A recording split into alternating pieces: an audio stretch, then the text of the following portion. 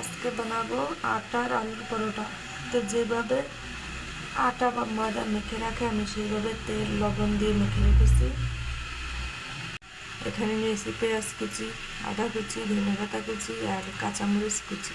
এখানে আলু সিদ্ধ করে নিয়েছি। এখানে নিয়েছি গোটা ধনিয়া, জিরে, মৌরি, শুকনো মরিচ তেলে গুঁড়ো করে নেব।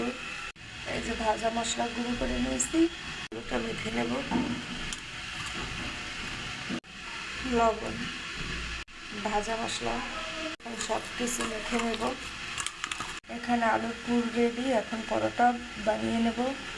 এখানে লেচি কেটে নিয়েছি, এখন আলুর পুরটা ভরে বেলে নেব।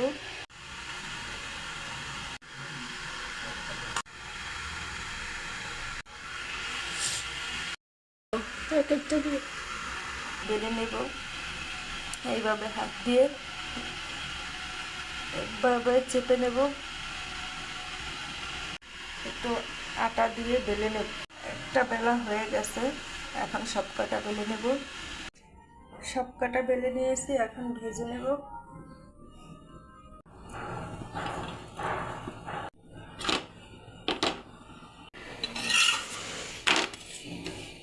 এই যে দেখুন কত সুন্দর ভাজা হয়েছে, এখন তেল দিয়ে দেব।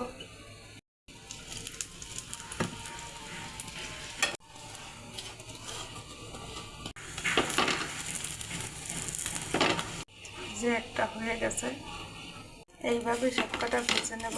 সবকটা ভেজে এইভাবে কেটে নিয়েছি।